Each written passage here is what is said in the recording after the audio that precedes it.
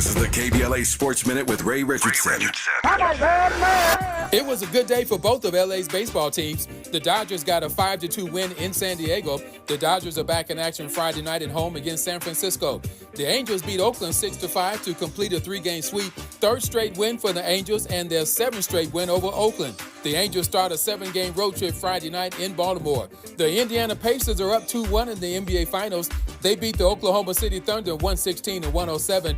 A game-high 27 points off the bench for Pacers backup guard Benedict Mathurin.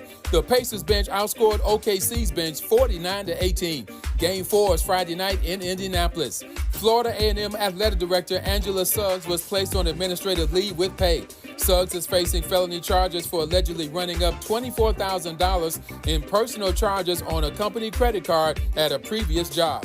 No debates, no speculation, just the info you need. That's your KBLA Sports Minute. I'm Ray Richardson on KBLA Talk 1580. LA's newest soul food restaurant is getting spectacular reviews. Great place with amazing food. The Sunday champagne brunch is fabulous. I saw the place on IG. We tried it for lunch. We were blown away by the food and the service. The restaurant has an inviting atmosphere and a dynamic vibe. Over the years, Lionel has catered most major black events in Los Angeles, including all of our KBLA Talk 1580 gatherings. But now he has his own spot, Lionel's Soul Food Cuisine, and you need to check it out at 8501 South Vermont Avenue in Los Angeles. Oxtails, baked or fried chicken, meatloaf, turkey chops, pork chops, catfish, short ribs, and all the fixins. Collard greens, mac and cheese, yams, red beans, black-eyed peas, and more. And of course, hot water cornbread, satisfying drinks, and delicious desserts. Lionel's is a great place for brunch, lunch, or dinner. If it's good enough for us, it's good enough for you, because we've got your black. So, head on over to Lionel's Soul Food Cuisine at 8501 South Vermont Avenue in Los Angeles and tell Lionel you heard about it on KBLA Talk 1580.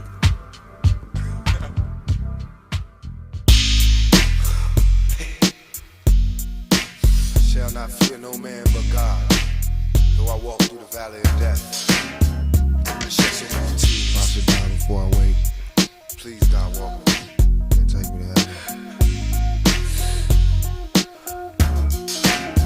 Back in elementary, I thrived on misery. Left me alone, I grew up amongst a dying breed. Inside my mind, couldn't find a place to rest until I got that Doug like tatted on my chest. Tell me, can you feel me? I'm not living in the past. You wanna last? Be the first to blast. Remember Cato, no longer with the seat deceits. Call on the siren, seen him murdered in the streets. Now rest in peace. Is there heaven for a G? Remember me, so many homies in the cemetery shed so many tears.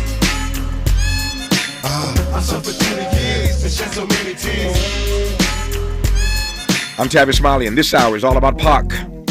June, of course, Black Music Month, and every day in the month of June we choose an artist of the day and tap into their catalog and play some of the best of their hits, their tracks. And so we've been playing the best of Tupac Shakur all 3 hours of this program today, and now we've arrived at this hour, the final hour of today's program, and we have two great guests in this hour. On the back side of this hour, we'll be joined live in studio by Pac's stepbrother, Mopreme Shakur. Just stepped out of the studio during the break a moment ago to make his acquaintance, and so he's already in the building and will be in studio here in about a half hour.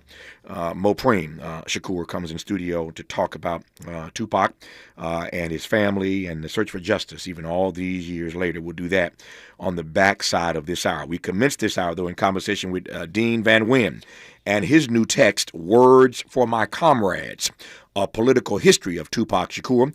Dean, good to have you on the program, sir. How are you today? I'm good. Thanks for having me. It's good to have you on the program. Let me start with a couple of broad questions, and we'll get more specific as we move through this half hour. But my first question is simply this. What is your fascination with Pac, so much so that you spent time to write a book about the man? So let me just start with your fascination, your adoration, your love for. You tell me, what is this thing with you and Pac? I think with this project, I was trying to answer the question of how did this rap artist become this global symbol, and not just like a global symbol in terms of recognition, in the fact that his his image seems to ignite something in people. It seems to ignite these feelings of, rebellion or revolution. So, you see everyone from, modern social justice movements that embraces music to rebel soldiers or guerrilla soldiers all around the world who embrace his image. So I knew that if I was going to tell that story, of course, I had to go all the way back to his Panther roots, and so I kind of started from there, and with that it came this opportunity as well to tell this 50 or 60-year history of resistance in America and beyond through the story of him and his family. Yep. We'll get to those Panther roots here in just a moment here. When you mentioned that you have been fascinated by the ways in which he became a global symbol, unpack that a bit more for me. In what ways specifically do you think he has become a symbol? And more to the point, what's your research tell you about how and why that happened? That's what I'm pressing for. How and why did that happen, that this guy became a global symbol? Yeah, so I think what you see when it manifests in just nations where they have history of history of colonial oppression, and a history of resisting colonial oppression, and these are the kind of the places that seem to hug his icon so tightly. You can go to places like the Solomon Islands, who had these rebel soldiers who used his T-shirts as like a uniform. So I think there's just very many strands into how that happened, and I do think that the fact that he came from Panther stock is a big part of that. I think with this book as well, I was keen to kind of unpack that a lot. I think people who have a kind of a base level knowledge of his life understand that, okay, Tupac came from Black Panthers, so he had the spirit of a panther. So I wanted to understand, well, how does that mean? I think the Panthers reputation has been very flattened as the years have gone by. So people remember the black leather and the guns and things like that. But I think what gets forgotten is that they were this Marxist-Leninist intellectual movement. In the hierarchy, meant people like Huey Newton and Eldridge Cleaver were these daring political thinkers as well. And I think it was important to me, I think, to explain how that got channeled into Tupac, both as being raised by a Panther in Nguyen Shakur, and also how that the very essence of them comes through in his music and in his presentation and all that, and which I think that has also kind of helped charge that symbol. And then I think there's, in terms of people embracing him, people like he was very quotable. Like people like to embrace. There's so many that they like to embrace. Like, I've got money for wars, but we've got money for wars, but can't feed the poor. Things like that. So I think it's just this kind of perfect recipe of this symbol, this icon that developed. And of course, like now with the passage of time, we're seeing it manifest a lot more. Where this new generation who probably didn't grow up with him when he was alive are coming to really embrace and appreciate him. Yeah. I want to, when we come forward, go right to that point of your suggesting how quotable he was, and delve into the lyrics. My sense is that is part of why he became such a global symbol, because he spoke in a way.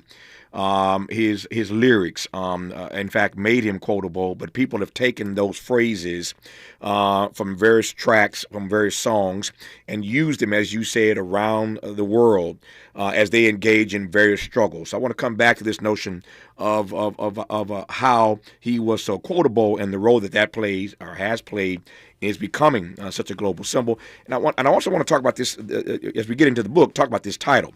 The book is called "Words from My Comrades: A Political History of Tupac Shakur." I'm fascinated by how that became the title of the book. A great deal to cover as we talk about all things Tupac in this hour. You're listening to Tavis Smiley.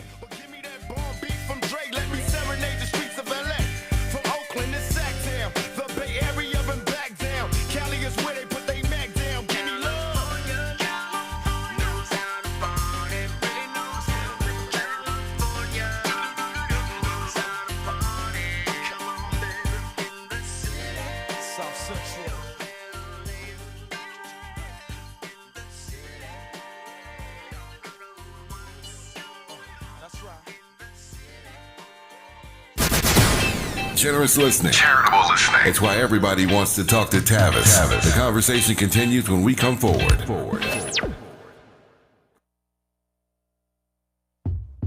Hi, I'm LA City Councilman Curran Price, inviting you to join us on Saturday, June the 14th from 11 a.m. to 2 p.m. as we cut the ribbon on the brand new Enel Woods Park at 8703 South McKinley Avenue. Thanks to a generous donation from Heal the Bay, the park features smart irrigation, stormwater capture systems, and space for local wildlife to thrive. And we've built a walking trail, picnic areas, native landscaping, and quiet spaces for families to gather, relax, and connect. This is part of a much larger effort to expand green spaces across South LA with 3 new parks in the works, a first-of-its-kind community center coming soon, and plans to connect it all through the South LA Greenway.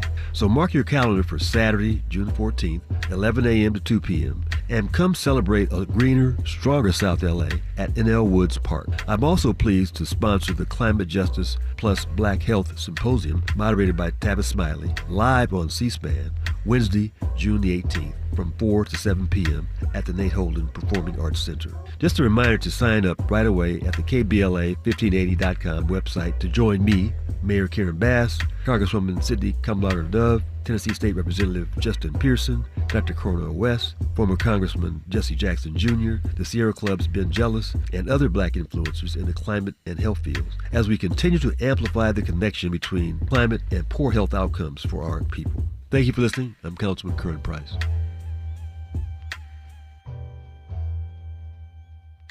Make a move into a home of your own. With City National Bank's Ladder Up Home Loan Grant, you could receive up to $20,000 that you never need to pay back. Use it toward your down payment, save on closing costs, or to buy down your mortgage rate. Find out more at cnb.com/ladderuphome. City National, here for every stage of the journey. Property must be in a qualifying market in California, New York, or New Jersey. Additional terms and conditions apply. Not all applicants will qualify. Terms are subject to change without notice. City National Bank is an equal housing lender. Member FDIC. NMLS number 536994. KBLA Talk 1580 congratulates Pastor and Mrs. William Sachs Epps on their retirement from stewardship at the historic Second Baptist Church. Dr. Epps has faithfully served Second Baptist as its senior pastor for 37 years. What a legacy of love and leadership. Pastor and Mrs. Epps will be honored at a luncheon on Saturday, July 26th, 11 a.m. to 2 p.m. at the Sheraton Universal Hotel in Universal City, and you're invited to attend. Noted scholar Dr. Michael Eric Dyson is the keynote speaker. For ticket information, please contact epsretirement@gmail.com or call 213-399-2103. That's epsretirement@gmail.com or call 213-399-2103. To Pastor Epps and First Lady Epps, congratulations from all of us at KBLA Talk 1580.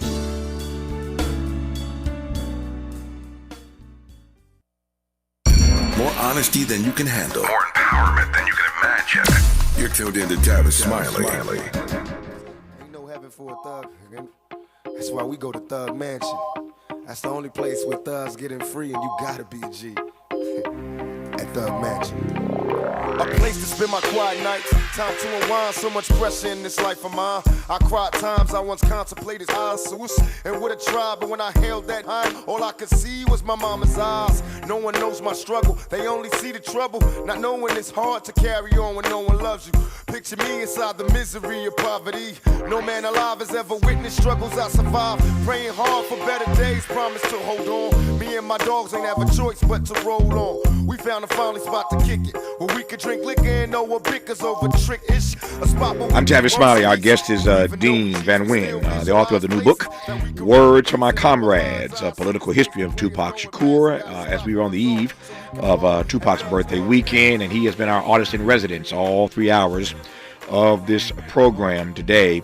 As I listened to the lyrics of that particular track and how quotable, to use your word, Dean, Tupac was, I've said many times, and I believe this every fiber of my being, that every artist is at his or her best when you are advancing work, when you're presenting work to the public, where the public can situate, wherein the public can situate their humanity. Our best work is always work where everyday people can situate their humanity in the artistic offerings that we are bringing forth. And that's the way I see Tupac, that people could situate their humanity inside of the music and the lyrics that he brought forth. And I think that's in part what's allowed him to become the global icon, the global symbol that he's become. If that makes any sense to you, give me an amen and tell me more. Or if I'm wrong, disabuse me of that notion. No, absolutely. And it's interesting because as much as I think he's considered, and rightfully so, to be in that lineage of people like Huey Newton, his approach was very different because I think he understood that rap music in the 90s was a great way of getting his message out, a great way of striking at power. And his genius really was in music making. So he had this ability to find these really important and impactful messages within the relatively tight margins of a rap song. Mm-hmm. He was as an artist, and I think as a person, he was very driven as well by raw emotion. He didn't try to overwork his music in general. I think he was very came from the cuff, and that you see that as well reflected in his interviews, which he could have these really, really insightful soliloquies. I don't think without overthinking things beforehand. So I think that just kind of comes together, and it's part of why he was such a great music maker. Yeah. Again, the book is called Words from My Comrades, A Political History of Tupac Shakur. Tell me how that became the title. So, that's a lyric from his song Blasphemy, which is from the Machiavelli album, which I think was a much more... If you look at his early albums, they're a lot more socially conscious in their approach, and then All Eyes on Me is more of it's kind of a blockbuster gangster rap album, really. And he gets to Machiavelli, and he's back to kind of shouting out some of the elders, some of the comrades of his mother. So I think when he said, "I have words for my comrades," it was signaling that he was talking directly to not just that generation of activists, but like the global proletariat in general. Mm-hmm. And that's who he identified with. And I think, like, if you look through common threads, and people always do talk about the duality of him, and some people call it a contradiction, but I think if you do look through the thread of his life, there's certain aspects that he never turned away from. For example, he hated wealth inequality. He never, growing up in poverty, he never understood why people could have so much money and other people could have so little. He always hated American imperialism. I believe he calls America the world's biggest gang or bloodiest gang or something like that.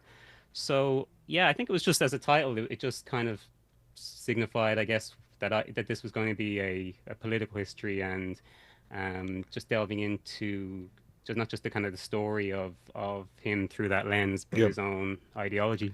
Much has been written and much has been said about his Panther roots. You mentioned those Panther roots 2 or 3 times already in this conversation. Here's my question for you. What does your research tell you? What are we going to read in the book about the ways in which those Panther roots are essential and even seminal to understanding a political history of Tupac Shakur? I think what became apparent as I was doing the research, maybe even more so than I realized, was when we talk about Tupac as being raised by Panthers, we have to remember he was born after you would say the height of their influence or the height of their activities. Tupac arrived during the aftermath when the FBI had more or less destroyed them. So he would have grown up around a lot of Panthers who had problems. A lot of his mother's generation were in jail, or a lot of them ended up suffering addiction problems, including his mother. And I think that he would have grown up in an era where, rather than glorious stories of the impending revolution, there were probably more stories of regret and upset that the revolution that so many rank and file Panthers worked towards didn't come and wasn't going to come anytime soon. So I think that's why I consider him very much in the lineage of the Panthers, but he wasn't exactly like a Panther himself. And I think he probably understood that to take the message forward and to rebrand it or reignite it for the 90s, he had to be somewhat different. And I think that's why being a kind of like embracing rap the way he did was important to that. Because if you go back to kind of his teenage years, there was a pivotal period where he was the chairman of a youth group called the New African Panthers, and at the same time he was in Digital Underground, which included things like having to dance in a thong on stage and things like that. So I think at that moment it became he had to choose whether he was going to go down the activism route or he was going to go down the music route. And I think that music was his passion, and that's partly why he did it. But also I think it was probably in the back of his mind that this is actually the way to build my profile. This is the way to get the message across that I want to get across, even more so than the kind of activism that my parents and my mother would have been involved in. How brilliant, to your mind, a stroke was it for him to weave those two things together, the activism and the lyricism? Well, I think that's core to the symbol he became. But I think it was just natural, I as I say, he was very different than, say, like a Dr. Dre who he worked with, who was very much he's got this reputation as being this perfectionist, this audiophile who obsesses over small things, whereas Tupac was very, very driven by the gut, and I think that's probably why he lived such a intense life. When the book is, as much as it's about one particular slant of his legacy and his story, it is a biography as well. If people listening don't know too much about his life and they read the book, they should get good knowledge of his life. But I think when you read it becomes apparent, particularly kind of from maybe 1990 or 89 through to his death, he lived an incredibly intense life. There was really, really no let up. So I think that part of the reason why he was able to create as well this amazing art that will continue to resonate is because he had this kind of driven from raw emotionness to him, and it just seemed to work. Again, the book is called Words for My Comrades, A Political History of Tupac Shakur. I'm gonna take you straightway inside the text, so you get a chance to at least understand what's in the book. You heard Dean say a moment ago, it is, it's memoir, it's biography in some respects. But I want to just give you a sense again what you're going to get when you get inside the book. The book is written in 3 parts, and I'm going to give Dean an opportunity to just sort of take us inside these 3 parts and unpack for us what he's trying to get at in the 3 parts of the book. The first part is part 1, The Meaning of Afeni, Panthers, Feds, and Resistance on the Streets of Babylon. Part 2 of this book is To Which Nation Do You Belong? A Revolutionary Life. Part 3 of this book is called Hands Up, Afterlife, Legacy, and a Future Not Set. Let me go to part 1. I'm just managing the time I have here, about 5 or 6 minutes here. Give me a sense of what readers are going to get when they get inside of part 1 of this book, Words for My Comrades, Dean. Yeah, so part 1 is predominantly about Afeni Shakur, and I think, as I say, to understand why Tupac has become this global sensation, I think you need to really understand the woman who raised him, and like she is, of course, recognized in this story and is probably hip hop's most famous mother. But I think it was important to just explain how she lived a pretty extraordinary life before she ever became a mother as well. So that's part 1, and it's it kind of comes up to around his birth. So you should get good history from the Panthers and the Weather Underground, the BLA, other revolutionary groups of that era too. Yep. What are since you went there, let me follow you right quick. What are the ingredients that helped to make Afeni Shakur? I had the honor of meeting her a number of times. I interviewed her a number of times in my career. For that, I am grateful. What are the ingredients, though, as you see it, that caused her to become the most famous mother in hip hop? Well, I think predominantly we have to acknowledge, like, Dear Mama is the most famous tribute to an artist's mother, I think, probably across any type of music, any genre. So, but yeah, I think it as much as that's a great song, and I think it plays as a great ode for anybody who wants to appreciate their own mother. It doesn't actually fully get into, say, how extraordinary her life was. She was a member of the Panther 21, which was a group of Panthers who were accused of planning a series of bombings across New York. It's interesting, actually, because that that trial has been somewhat forgotten in comparison to the Chicago 7, Chicago 8 trial, which happened around the same time. But it was at the time the most expensive and longest trial in New York history. And the extraordinary thing in this story is that Afeni, who was about 22 years old at the time, defended herself and successfully. I mean, she was facing oblivion in prison, and she ended up defending herself and beating the case.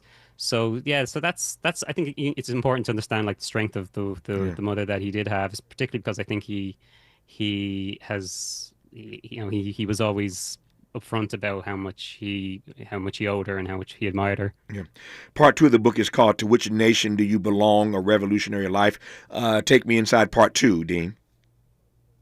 Yeah, so that one covers a little bit more of it's mostly Tupac's life. There's some stuff in it regarding his stepfather Mutulu Shakur as well, where Tupac's a little bit more in the background.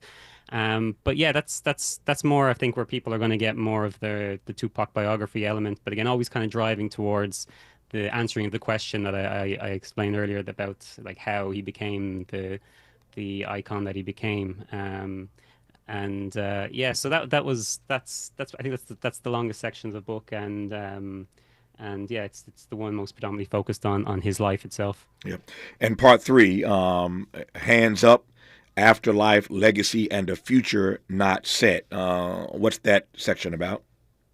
So that's predominantly, I think, after his legacy. So the story that continued after he died, including the social justice movements that he's helped inspire. There's also the story of the commercialization of hip hop that really intensifies after his death. Because like there's a kind of a bubbling side narrative under the whole book regarding like how hip hop was born and quite close to where Tupac grew up in New York as this street movement, this kind of uncommercialized organic street movement, and how it became this global behemoth of a industry, how it created this kind of billionaire class of artists as well.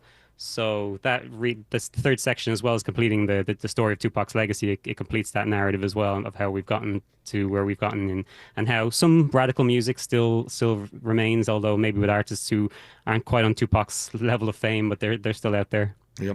And how do you read? Everybody has an opinion about this, but you've written this book, Words from My Comrades, A Political History of Tupac Shakur. What do you read with regard to his tragic death? That story is not fully written. That chapter has not yet been finalized or closed. All these years later, what's your read of that part of the story? Yeah, it's interesting because that's the part of the story that there was most revelations about when I started writing it. So yeah, the book it's not overly concerned with the murder. I mean, there's almost like Tupac's death has become its own kind of cottage industry of investigators, writing their own books and things like that. But interesting, I did go to Las Vegas as part of the research, and to visit the spot where he was shot, and the taxi driver himself was kind of repeating all these stories he heard, and he'd been working that night, the night of the shooting. He wasn't a taxi driver at the time, but he was on his way to his other job, and he passed the spot where the shooting had happened, and he was telling me these kind of almost conspiracy theories about, and you realize that like Tupac's murder has become so deep now in Las Vegas history, it's part of Las Vegas lore. So I think by going there, I was able to kind of capture that a little bit, I hope. Yeah. I think you have done some of that. I went through the book, of course, in preparation for this conversation, but wanted to give the audience a sense of what they're going to read when they pick up this book, Words for My Comrades, A Political History of Tupac Shakur. Its author, Dean Van Nguyen, has been our guest in this half hour, and I've been honored to have had him on this program. Congrats on the book, Dean. Thank you for your time. All the best to you, sir. Oh, thank you so much for having me. My honor to have you on. When we come forward in this last half hour of today's program, speaking of Tupac, I told you all this hour, we're talking about Tupac, celebrating Tupac on the eve of his birthday weekend. We'll be joined in studio by Pac's stepbrother, Mopreme Shakur, when we come forward on Tavis Smiley. Why does Tavis say, when we come forward? Because he's not going back. And you don't have to go back either. Forward ever, backward never. More of Tavis Smiley when we come forward. Forward.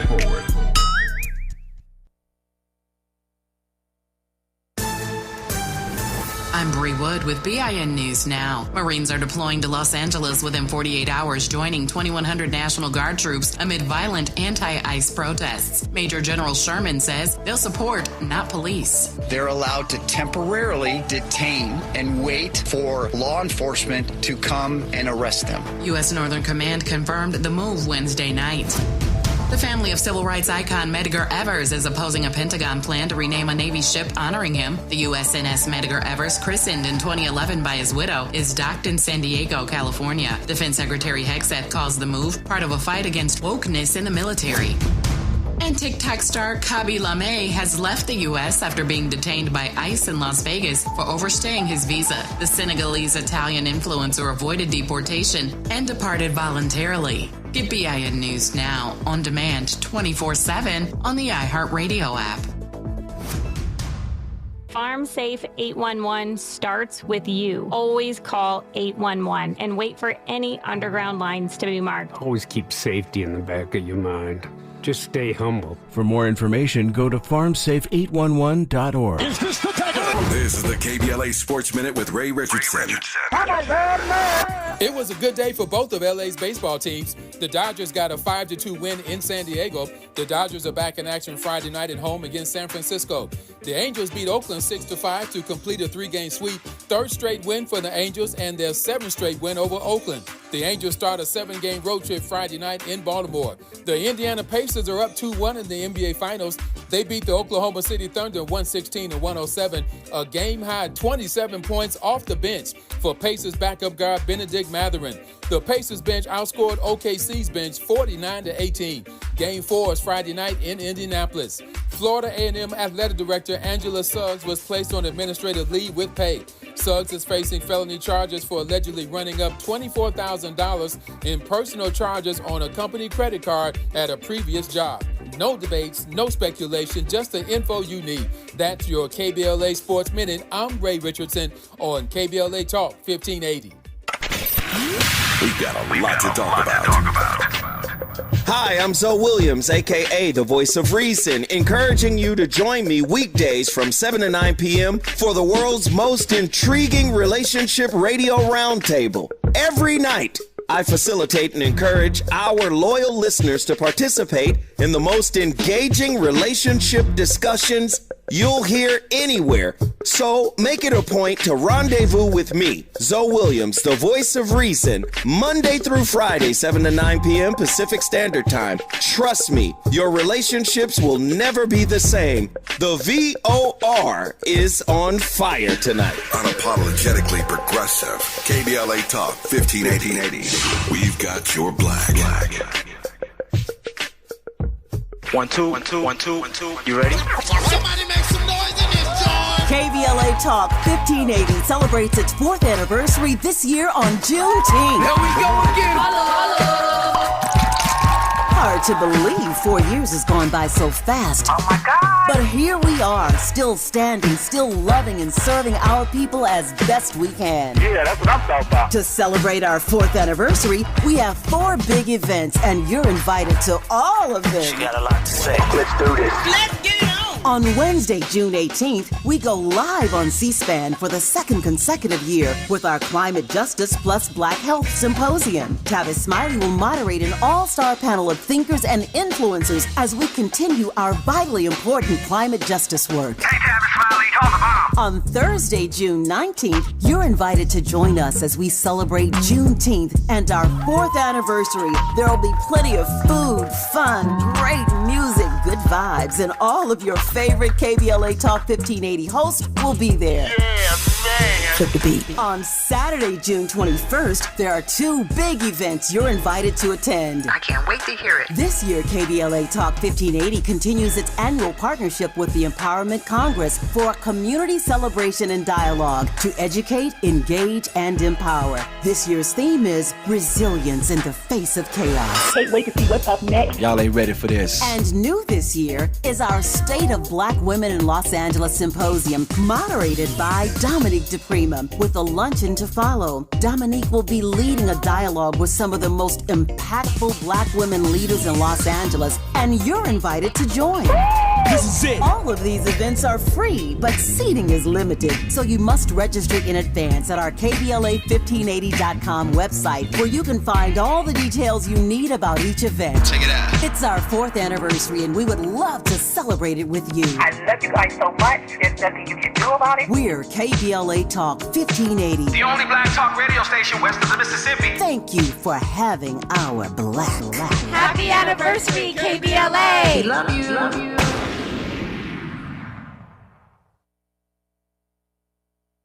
Helping to make you the most knowledgeable person in your circle of friends. This is Tavis Smiley.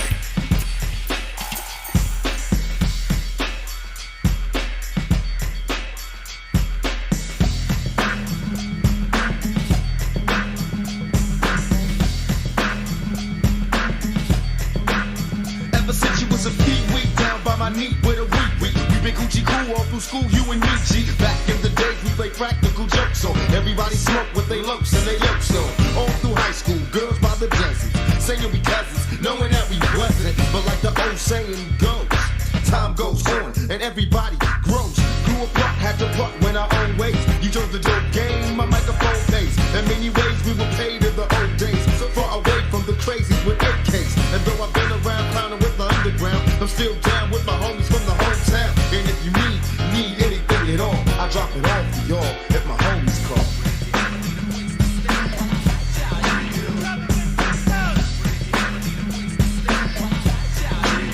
If my homies call.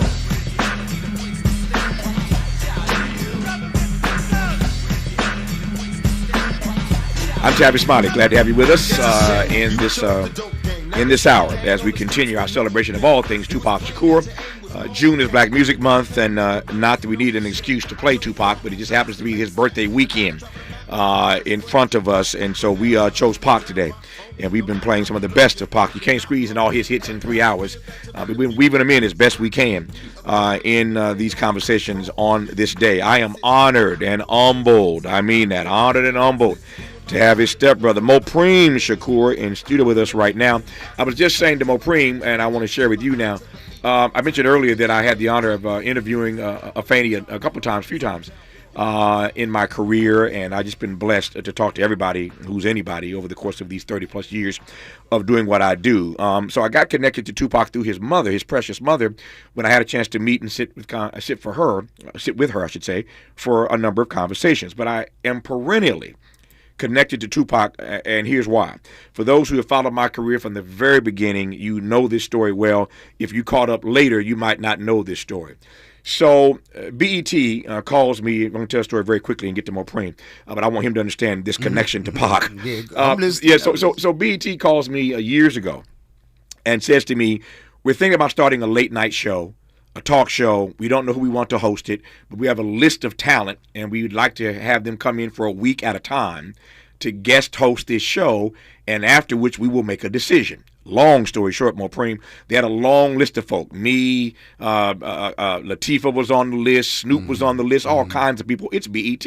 Right. Why I'm on the list, I don't even know. But I get a call from BET. I tell them no 3 times because I don't want to be a part of something you ain't really figured out what you want to do.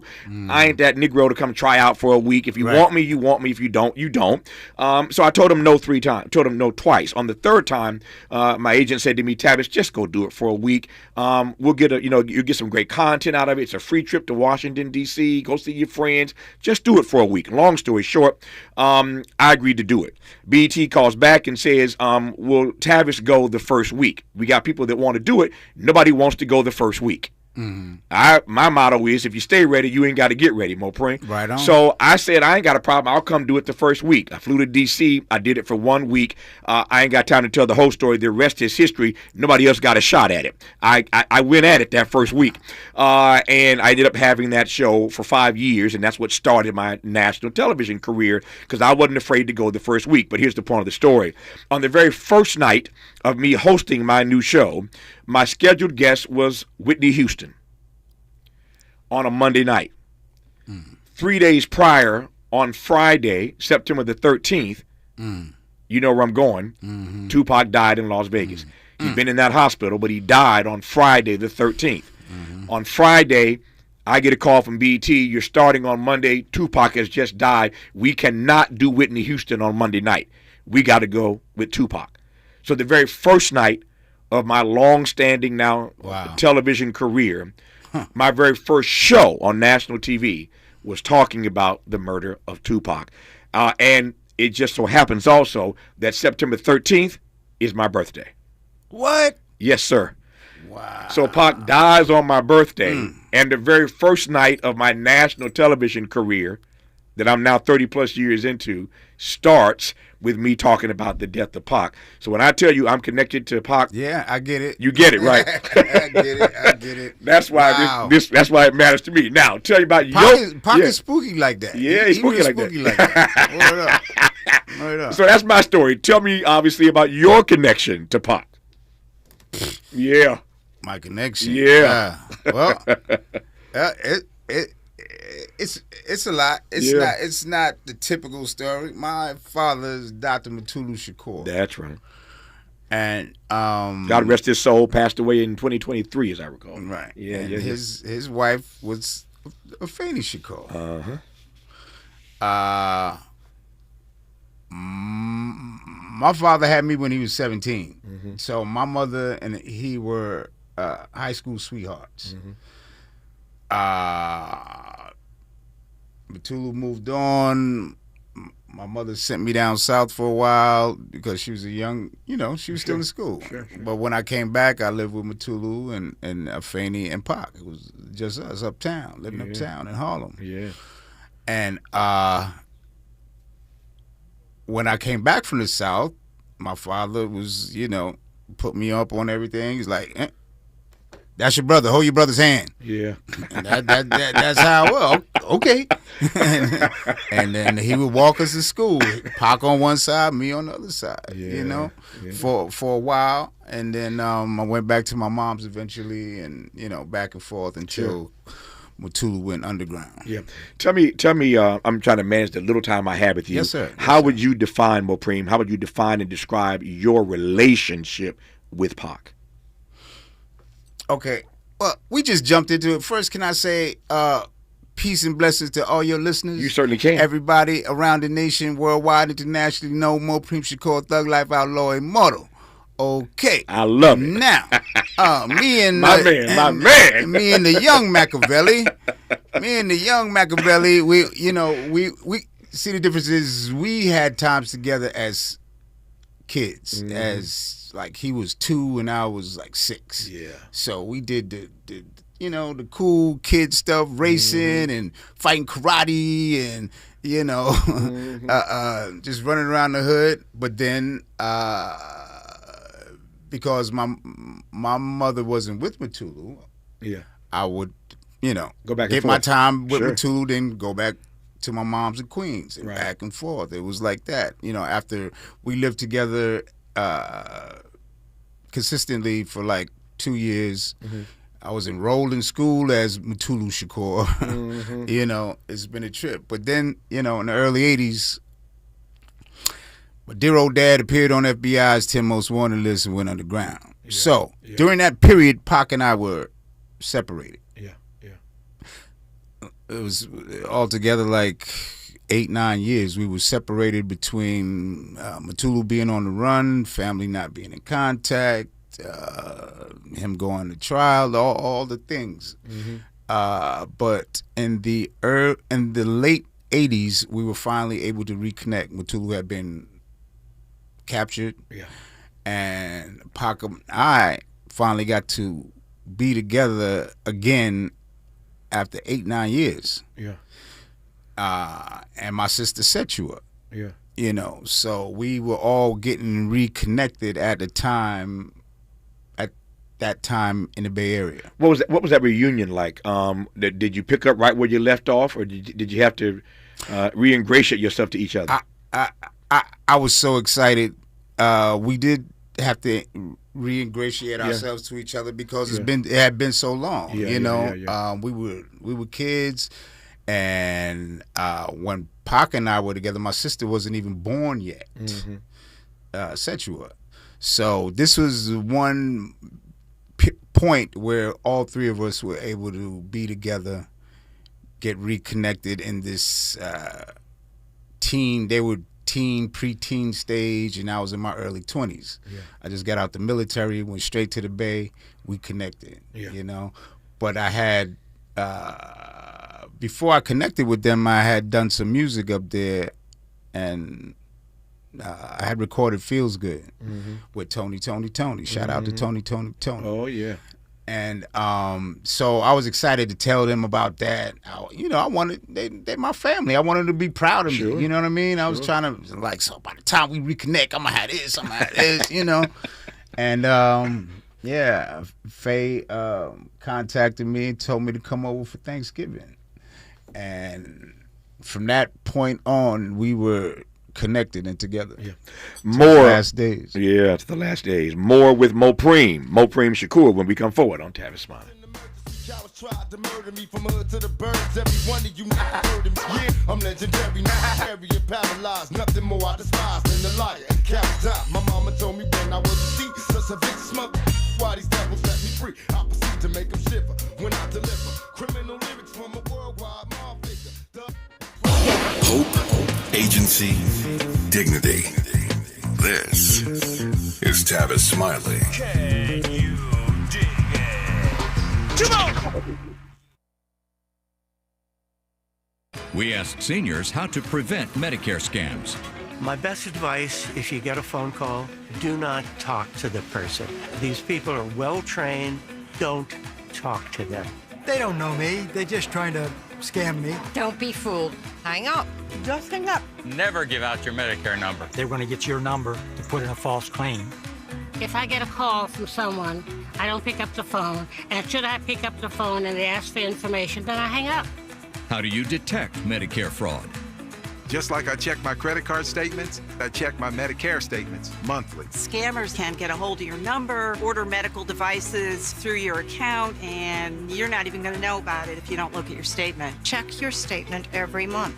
If you get your statement and you see something that you know you did not have done, you report it. Call your senior Medicare Patrol. To report Medicare fraud, call the Senior Medicare Patrol at 855-613-7080. KBLA Talk 1580. We've got a lot to talk about. KBLA Talk 1580 reminds you, when we fight, we win. The Youth Justice Coalition is challenging America's addiction to incarceration and discrimination. YJC works to dismantle policies leading to mass incarceration, law enforcement violence, and the school-to-prison pipeline. Their approach? Transformative justice, community intervention, free LA high school, legal defense, and system monitoring. YJC promotes safety without relying on prisons. Their goal? Prevent system contact and help people exit the system through direct action, advocacy, and education. Want to get involved or need help? Call 323-235-4243. That's 323-235-4243. Join YJC in creating change. When we fight, we win. KBLA Talk 1580, your voice for justice. This is a community call to action from KBLA Talk 1580. Catch Prep is now enrolling for summer credit recovery in fall 2025. As South Los Angeles' top-performing high school in English, math, and college access, Catch Prep is welcoming all 9th through 12th graders to enroll now. Catch Prep offers a small, supportive, and safe learning environment to help all students succeed, so that all students feel valued, respected, and motivated to reach their full potential. For the past 20 years, Catch Prep has helped more students of color gain admission to top-tier universities, with our graduating seniors earning a total of $3 million in scholarships, more than any other school in Los Angeles. We are dedicated to helping all students turn your college dreams into reality. Catch Prep is now enrolling. Visit us online at catchhighschool.com or call 323-293-3917. Spaces limited. Please enroll now for summer credit recovery and fall 2025. Call 323-293-3917 or enroll today at catchhighschool.com. Made fresh daily in the Mert Park, Los Angeles, California. You're listening to Tavis Smiley.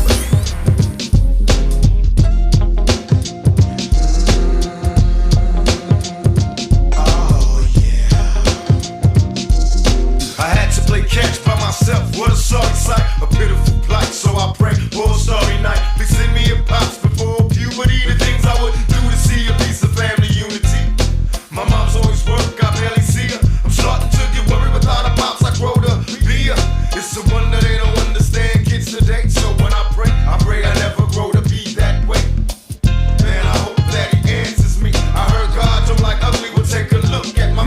Mopreme, that's what happens when we dig into the crates. Yeah. We digging into the crates. Do you hear this? Yes, sir. Do you hear this? It's a classic. Classic.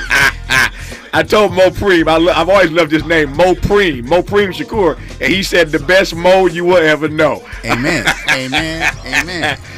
When you hear this track, you think what, Mopreme? Oh, it just take me back. You know, Mom, we was just talking about my father kind of was the inspiration for this song. You know, basically because my father, Pac saw my father as his father. Yeah. You know, we ain't half step. Yeah. You know what I'm saying? We ain't really half step. Let me cut him right quick. While Miles continues to play this, let me cut him right quick. For those of you who ain't got no crates like we got crates, this is Pac and Mopreme together. Just want to be clear about that. So I asked him how he is processing this. He went into his story, but I don't want y'all to sleep on the fact this is Pac and Mopreme. Go on, Mopreme. Yeah, man. You know, we this is what we were going through the same thing. Yeah. We had something in common, missing our father, who we truly needed. You know what I mean? Yeah. And you know, Pac wrote the song. Pac and I got down on it, and you know, it's on his second studio album. Yeah. Let it ride, Miles. Our remaining moments with Mopreme Shakur when we come forward on Tavis Smile. Don't you know so sorry for all this time? Forgive me for all this time. Don't blame me for all this time. So sorry, baby. Met out in the promised land, convert many heroes. Mars was the only one there. My pops was a no-show. And I guess you didn't know that I would grow to be so strong. Looking kind of pale, was it the L or pops was wrong? Where was the money that you said you would send me? Talked on the phone and you sounded so friendly. Asking about school and my welfare, but it's clear you ain't sincere. Hey, who the hell cares? You think I'm blind, but the time I see you coming, Jack. You left us broke and grabbed your coat, now ain't no running back. Asking about my mom's like you loved her from the start. Left her in the dark, she fell apart from a broken heart. So don't even start with that wanna be a father. Don't even bother with your dollars, I don't need it. I bury moms like you left me all alone, G. Now that I finally found you, stay the away from me and so. What's your quarrel with the world? You're listening to Tavis Smiley. My mom has decided to learn to paint, and she's good. My dad's now into creative cuisine, and I've already put on 6 pounds. Learning new things comes with age. My mom, she started forgetting my name and what we're talking about. Forgetting well-known things doesn't. Memory loss may be a sign of Alzheimer's disease. Early detection gives you and your loved one time to plan for the future. Learn the warning signs of Alzheimer's at 10signs.org. Brought to you by the Alzheimer's Association and the Ad Council. New Always Pocket Flex Foam will change the way you think about pads. Get full-size protection in a surprisingly tiny pack that fits right in your purse or pocket. Perfect for life on the go. With up to 0 leaks, 0 feel, and 0 bunching, you'll forget you're even wearing a pad. And Always Pocket Flex Foam is designed to adapt to your body, so you can move freely and confidently throughout your day. Experience the future of period protection with new Always Pocket Flex Foam. Pick up your pack today. The doctor's office that accidentally mixed up your files has your social security number. The power company that mistakenly cut your service has your payment info. And the hotel that lost your reservation has your passport number. You need LifeLock because your personal info is in endless places that can expose you to identity thieves. LifeLock monitors hundreds of millions of data points every second. If your identity is stolen, we'll fix it, guaranteed or your money back. Save up to 40% with promo code NEWS at LifeLock.com. Terms apply. Sometimes I struggle to get to sleep. My body stopped for the day, but my mind is still running. So I take ZQuil. ZQuil, the world's #1 sleep aid brand, has a range of non-habit-forming products to fit you and your family's needs. Invest in a great night's sleep for the best you tomorrow. I'm awake and ready to take on anything. Better days start with ZQuil nights. Explore our products at ZQuil.com. Use as directed. Keep out of reach of children. Let's get back to more of this rich dialogue with Tavis Smiley. Mopreme and I were just talking off air about that track, and you were saying that beat came from Bill Withers. Yeah, the original samples of Bill Withers sample. Yeah. I was saying to Mo, at this moment, at least, Dr. West is actually, Cornell West is actually in my building as we sit for this conversation. And Mo, before he came in, met Cornell West. What? Yeah. My man, 50 grand. He came in so excited after meeting Dr. West. And I was saying to him, he mentioned Bill Withers in that beat. I was saying there's a documentary out called Still Bill. And Bill Withers came to my house one day, and Dr. West happened to be in town, and they were interviewing me for the documentary, and Doc and I did it together. So if you see the documentary Still Bill, since you're a Bill Withers fan, go check it out. Yeah, okay, bet that. You'll see Cornell West and yours truly in the Still Bill documentary. Right. I got 4 minutes left, and I want to give it all to you. It's been 29 years. You never close on the death of a loved one like you close on a house. I understand that. But how do you process all these years, surviving, navigating all these years without your brother, Pac? Very.